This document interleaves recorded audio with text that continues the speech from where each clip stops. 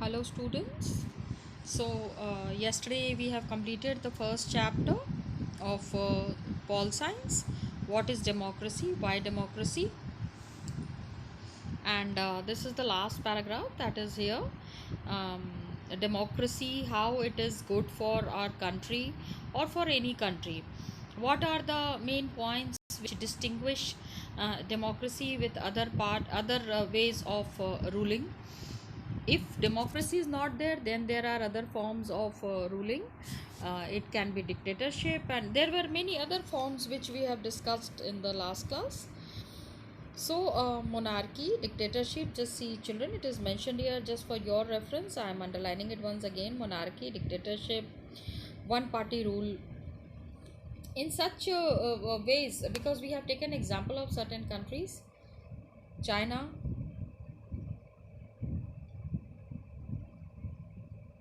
Zimbabwe.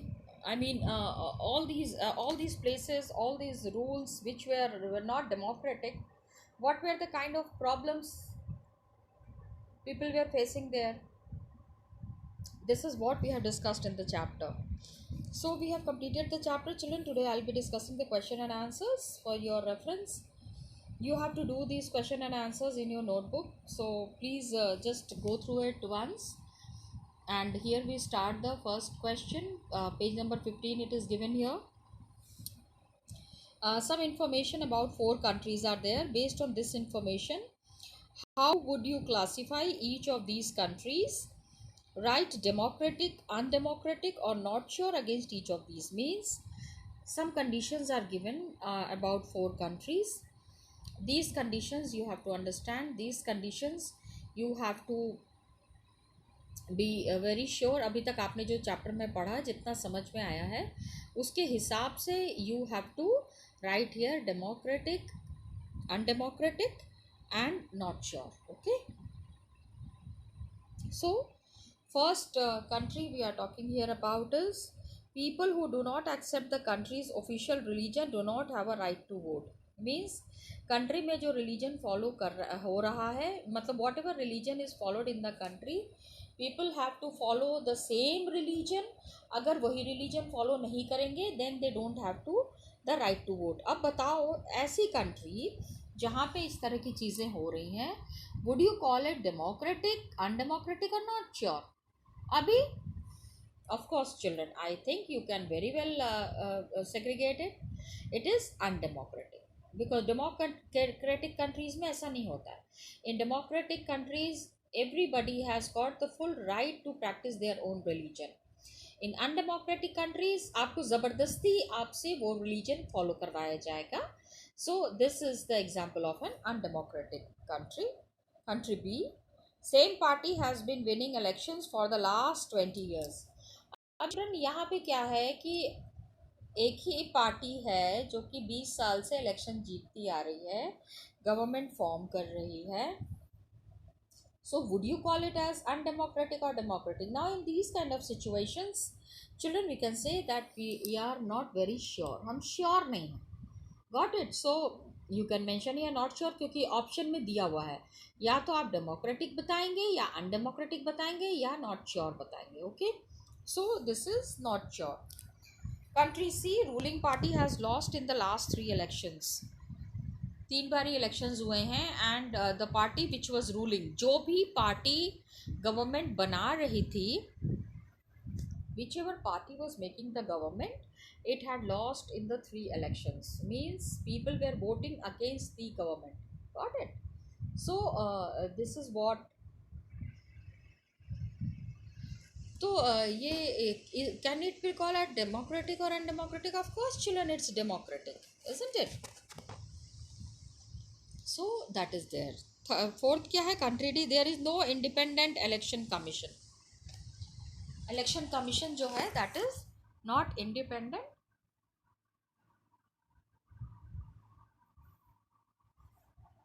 Election commission has to work according to certain rules and regulations. So that is also that you have to mention it here. There is no independent election commission. तो ये भी democratic में ही आ सकता है.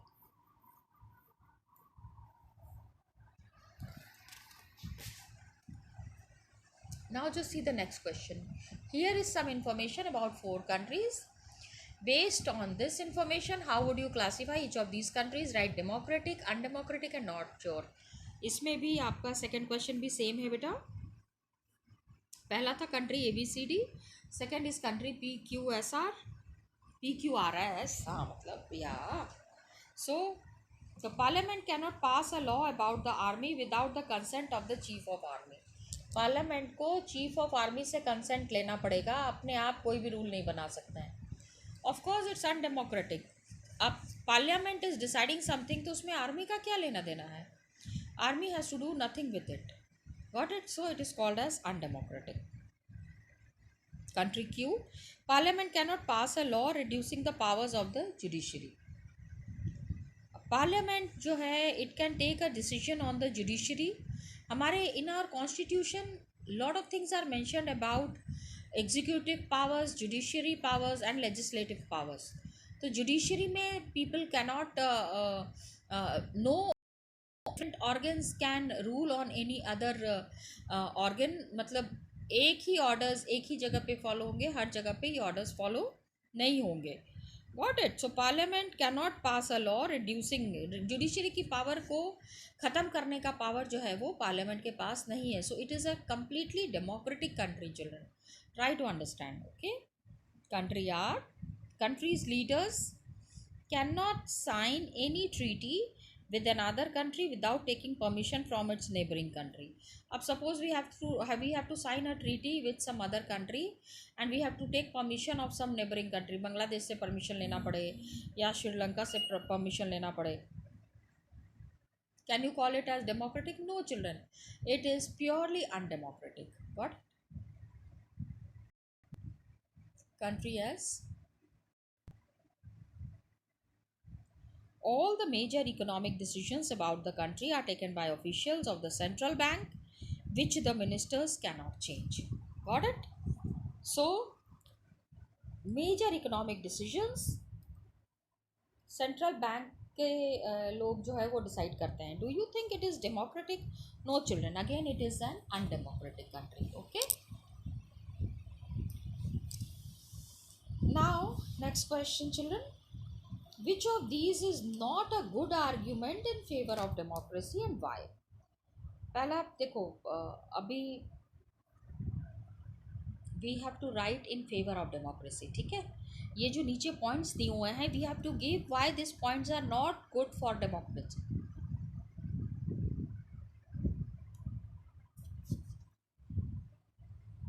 So what is the first point?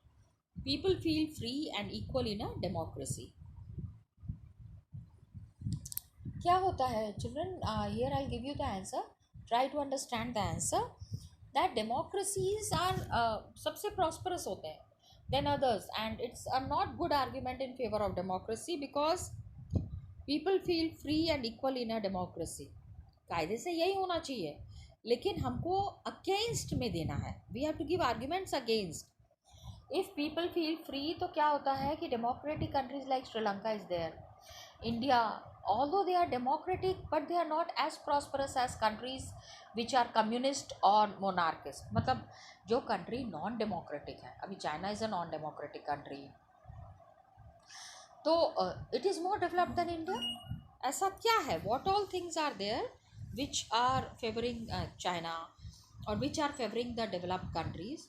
तो democracy अगर नहीं है और वो फेवर कर रही है तो on what points are it favouring, we can talk about it. China is a communist country. Saudi Arabia है, वहाँ पे राजा का राज है, monarch is there.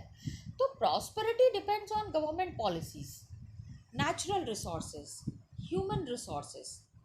Got it? ये सारी चीज़ें जो हैं वो अगर पीपल फील इक्वल, सारा कुछ अपने से डिसाइड करेंगे, then it will not give a very good decision. Second point, children, democracies resolve conflict in a better way than others.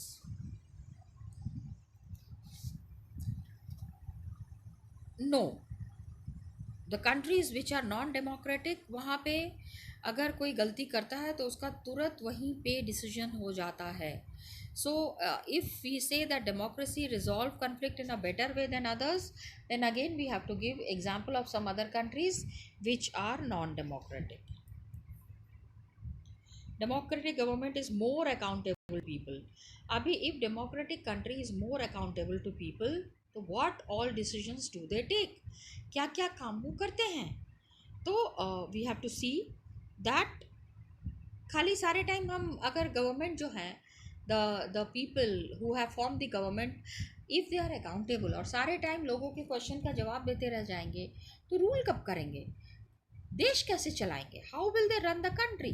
So democratic government is more accountable to the people. It is not very good for democracy.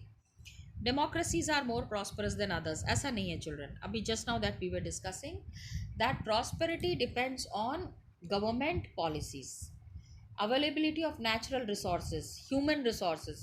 इससे democracy का कुछ लेना देना नहीं है अमीरी और गरीबी का. Okay, now we see question number 4. Each of these statements contain a democratic and an undemocratic element. Write out the two separately for each statement. जैसे a minister is saying that some laws have to be passed by the parliament in order to conform to the regulations decided by the WTO. So if a minister is saying that कुछ हमको laws बनाने पड़ेंगे in the parliament and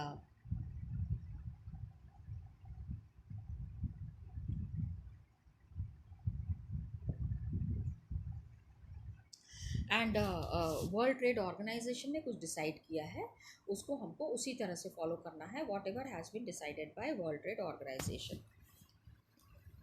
so answer children यहाँ पे ये है कि one तो डेमोक्रेटिक हमको पॉइंट देना है, we have to give one democratic point. जैसे मिनिस्टर सेट दैट हमको लॉज बनाने हैं. Of course laws are to be made by the parliament by the ministers and it have to be passed by the parliament. Undemocratic element ये है कि conform to the regulations decided by the World Trade organisation.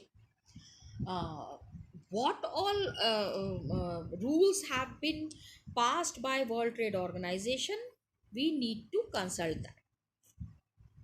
first we have to see कि किस law के बारे में बात कर रहे हैं. First we have to see the regulations that have been passed by World Trade Organization. Okay, second is the election commission ordered re-polling in a constituency where large scale rigging was reported. Now what is rigging? Yes children, election के time में rigging happens जहाँ पे कि गलत तरीके से voting होती है, that is called as rigging. तो डेमोक्रेटिक एलिमेंट ये है कि इलेक्शन कमीशन ने रीपोलिंग का ऑर्डर दे दिया, मतलब election commission is very powerful regarding the elections. जब भी इलेक्शंस होते हैं चिल्ड्रन, सारे ऑर्डर्स सबके पावर्स जो है वो नीचे चले जाते हैं, खाली इलेक्शन कमीशन का ही ऑर्डर चलता है. Everybody has to follow the election commission's order. And undemocratic thing ये है कि large scale rigging was reported. Rigging मतलब अब जब इतना हम डेमोक्रेसी की बात कर रहे हैं, सारी चीज़ें प्रॉपरली चल रही हैं, तो उसमें what are the matters that are, तो ये फिर हम अब जब डेमोक्रेसी की बात कर रहे हैं तो इतनी प्रॉब्लम्स नहीं होनी चाहिए, लेकिन प्रॉब्लम्स हो रही है. Got it? So one element democratic and one element is undemocratic. Women's representation in the parliament has barely reached 10%. This led women's organization to demand 1/3 seats for women. इसमें देखो दो क्वेश्चन हमने डिस्कस कर लिया children. This one you can very well understand. Sorry, just a minute children.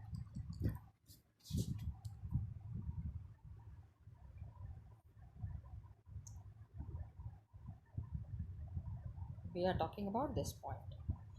तो democratic element ये है कि women organization are demanding seats for women. अगर अनडेमोक्रेटिक होता ना तो राजा कह देते क्या ज़रूरत है विमेन को सीट्स देने की.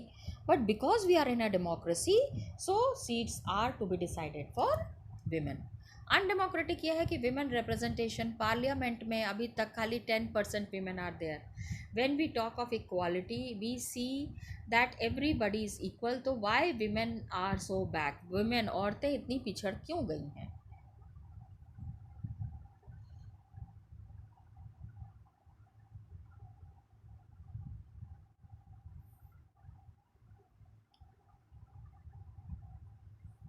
ठीक है. So children you have to write it in that manner only.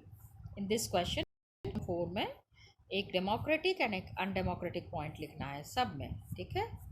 One democratic and one undemocratic. What are the points that is defining democratic and undemocratic?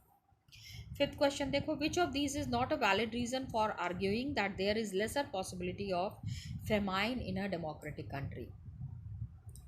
Democratic country में सूखा नहीं पड़ता है, ऐसा हम कह सकते हैं क्या? किस पॉइंट पे हम ऐसा कह सकते हैं कि फेमाइन नहीं पड़ेगा डेमोक्रेटिक कंट्री में, भूखमरी नहीं होगी? इसका डेमोक्रेसी से क्या लेना देना है? So we will be talking about it, what democracy has to do with that. First point is opposition parties can draw attention to hunger and starvation. Just see, पहला पॉइंट हंगर एंड स्टार्वेशन के बारे में हम बात करते हैं. That people are free to believe and practice any religion. Okay, opposition to hunger and starvation. Not, आपको एक इसमें से चूज करना है children, that which is not a valid reason for arguing there is lesser possibility of famine in a democratic country. पहला point का famine से कुछ लेना देना नहीं है. Opposition parties can draw attention to hunger. No. Free press can report suffering from famine in different parts of the country. Press का freedom से फेमाइन का क्या लेना देना है? Government fears its defeat in the next elections. अगर सूखा पड़ गया है, suppose if there is a famine in a democratic country, तो उसमें what does the election have to do? Election का इससे कुछ लेना देना नहीं है. Nothing has to be done with elections. People are free to believe in and practice any religion. when people are free to believe and practice any religion. अभी religion का इससे क्या लेना देना है समझ में नहीं आ रहा है. रिलीजन वाला point I think is absolutely not a valid reason for arguing famine. अभी क्या है कि ए बी एंड सी जो हमने पढ़ा उसमें तो फिर भी थोड़ा सा रीज़न है कि हाँ ठीक है, फेमाइन के वजह से ये सारी चीज़ें हो सकती हैं. लेकिन D is absolutely nowhere related to the famine thing. सूखा पड़ने से डी वाला जो है पॉइंट बिल्कुल भी नहीं है. So answer would B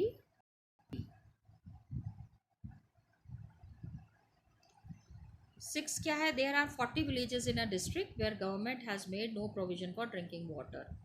These villages met and considered many methods of forcing the government to respond to their need. Which of these is not a democratic method? Which of these is not? ठीक है, तो इसमें we have to see that.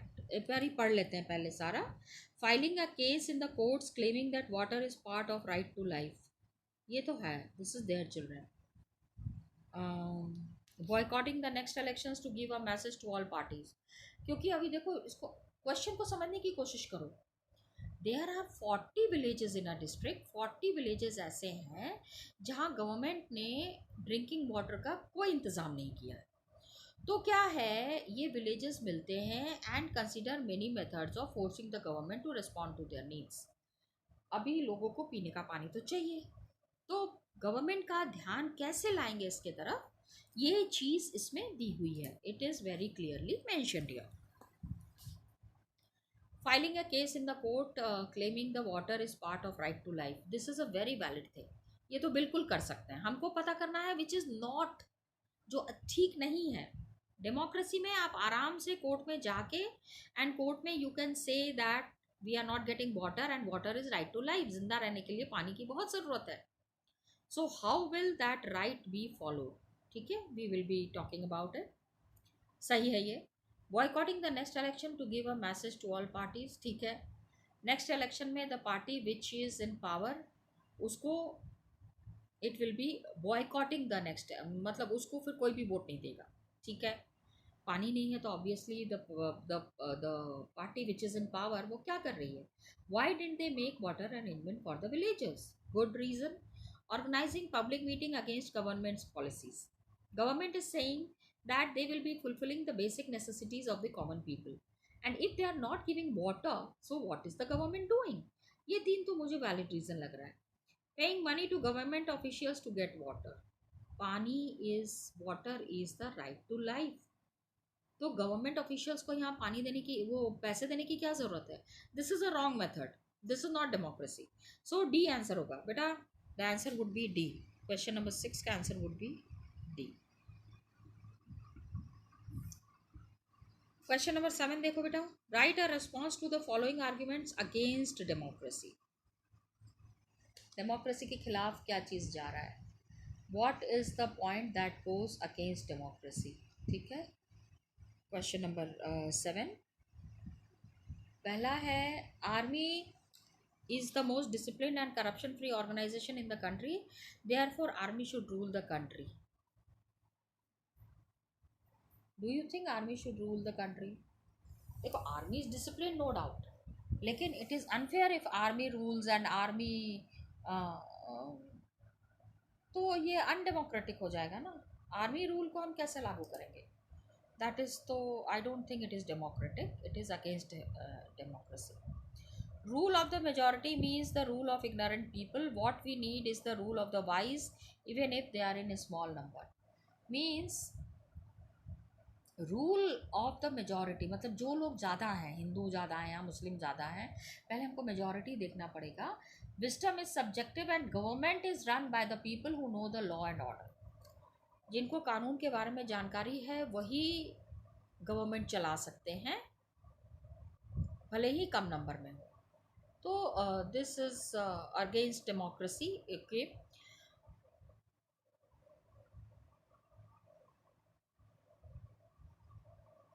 You have to just write a response. Means आपको बस अपना इसमें अपना idea बताना है कि how it is democratic, how it is undemocratic. You have to just mention about that idea. If we want religious leaders to guide us in spiritual manner, it's why not invite them to guide us in politics as well? हमारे जैसे बहुत सारे गुरु होते हैं, तो हम किसी गुरु को ही प्राइम मिनिस्टर क्यों ना बना दें? Are you understanding? So country should be ruled by religious leaders. आपको क्या लगता है? Of course not children. And politics are two different things. बिल्कुल अलग अलग चीज़ें हैं. So it cannot be a guide for politics. Got it? Politics के लिए रिलीजन को और प्राइम मिनिस्टर्स को अलग रखना है. That's why we need to understand this in a very proper manner. That religious leaders cannot be ruling the country. अब question number 8 देखो. Are the following statements in keeping with democracy as a value and why? First read this statement. Father daughter से क्या कह रहे हैं? I don't want to hear your opinion about your marriage. In our family children marry where the parents tell them to. अभी आपको क्या लगता है बेटा? इज इट डेमोक्रेसी और नॉट डेमोक्रेसी? देखो, अभी ये डेमोक्रेसी तो नहीं है.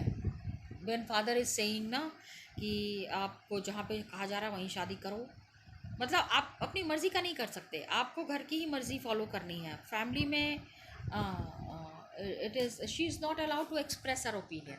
उसको लगता है that she can marry somewhere else. The girl feels she wants to marry somewhere else but she is not allowed to do so. तो डू यू थिंक ये डेमोक्रेसी के दायरे में आएगा? तो ये आप बता सकते हो it is not democratic. And जब तक आप आपकी if any person's views are not respected, it can be called as democracy. Teacher is saying to student, don't disturb my concentration by asking me questions in the classroom. कोई बच्चा question पूछने की कोशिश कर रहा है एंड टीचर कहेंगे कि ना ना ना क्वेश्चन मत पूछो. तो now this is against democracy. आप मेरे से कोई क्वेश्चन पूछोगे, मैं कहूँगी ना ना ना बेटा क्वेश्चन नहीं, बस whatever I am saying just listen to that. तो आप कहेंगे फिर क्या डेमोक्रेसी की बात कर रहे हैं? मैम इतनी लंबी लंबी बातें भी डेमोक्रेसी की कर रही हैं और हमको बोलने की छूट ही नहीं है. तो this is something very wrong. Employ to the officer, our working hours must be reduced according to the law. ठीक है, एक एम्प्लॉय है, ही इज सेइंग आप डेमोक्रेसी में रहते हो, तो he is saying that under the law he has got there is certain time period to work. ठीक है, आप किसी को भी 12-15 घंटे काम नहीं करा सकते. It is government's order says 8 to 10 hours maximum work a person can do. Got it? So going against it is wrong. Consider the following now. Next question, question number 9 discuss करने बेटा अब हम. Consider the following facts about a country and decide if you would call it a democracy. Give reasons to support your answer. All citizens of the country have right to vote. Elections are held regularly. Democracy or non-democracy? Come on children, इतना तो पता ही है. Democracy है. Citizens have fair chance to vote. First is democracy. A country took loan from international agencies. One of the conditions for giving loan was that government would reduce its expenses on education and health. Country ने किसी काम के लिए कहीं international agency से loan लिया. अब वो कह रहे हैं कि इस लोन का इस्तेमाल वो कहाँ करेंगे कि एजुकेशन एंड हेल्थ पे जो कंट्री में खर्चा हो रहा है उस खर्चे को कम कर देंगे. Do you think it's democratic? अभी country is compromising on the welfare of the people. हम टैक्सेस पे करते हैं और हमारी हेल्थ और एजुकेशन के साथ ही कॉम्प्रोमाइज़ होगा तो उसको हम डेमोक्रेसी कैसे कह सकते हैं? So this is not democratic. 6C point देखो बेटा. People speak more than 7 languages, but education is available only in one language. Language is spoken by 52% people of that country. 52% people are speaking. Suppose Hindi, मैं एक example दे रही हूँ बेटा. तो हिंदी में ही सब जगह पढ़ाई होगी, बाकी के लैंग्वेजेस को हम रेस्पेक्ट नहीं देंगे. क्या ये डेमोक्रेसी है? No, because education only in one language is undemocratic. क्या होता है, फंडामेंटल राइट ये कहता है आप जो भी लैंग्वेज में कंफर्टेबल हो उस लैंग्वेज में you can have your education, then only it's democracy. आपके ऊपर कोई भी अगर कोई चीज़ थोपता है कि नहीं यही करना है, इसी लैंग्वेज में बात करनी है, देन इट इज़ अनडेमोक्रेटिक.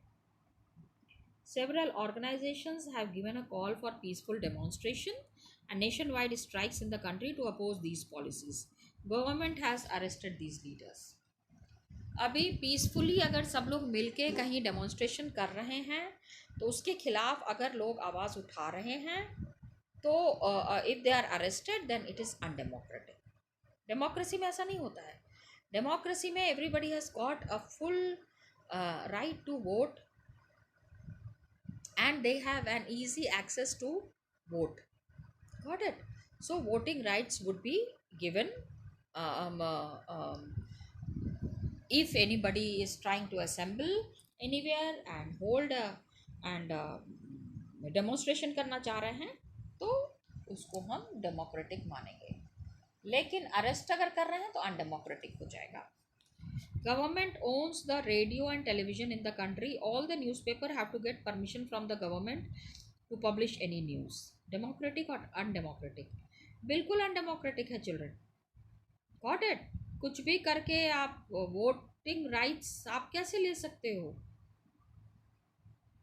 फिर पीपल रेडियो एंड टेलीविज़न को भी आप वही बोलोगे कि जो हम कह रहे हैं वही चीज़ आप फॉलो करो, बाकी की चीज़ों को आपको फॉलो नहीं करना है.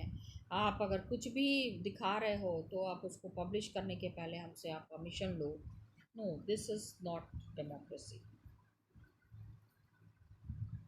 Now just see question number 10 देखिए बेटा. In 2004 a report was published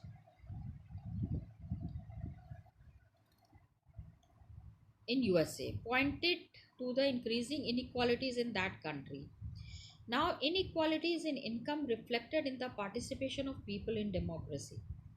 So, it also shaped their abilities to influence the decisions taken by the government. तो रिपोर्ट में क्या क्या चीज़ें हाईलाइट की गई, it is given here children, you have to just go through it.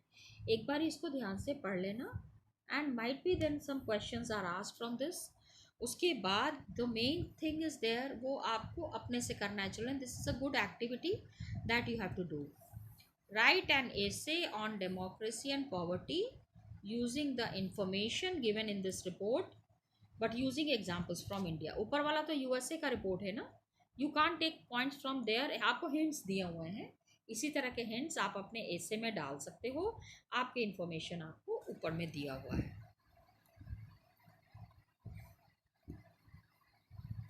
Same way newspapers आप पढ़ रहे हो, this is a very good point children where you can do this activity.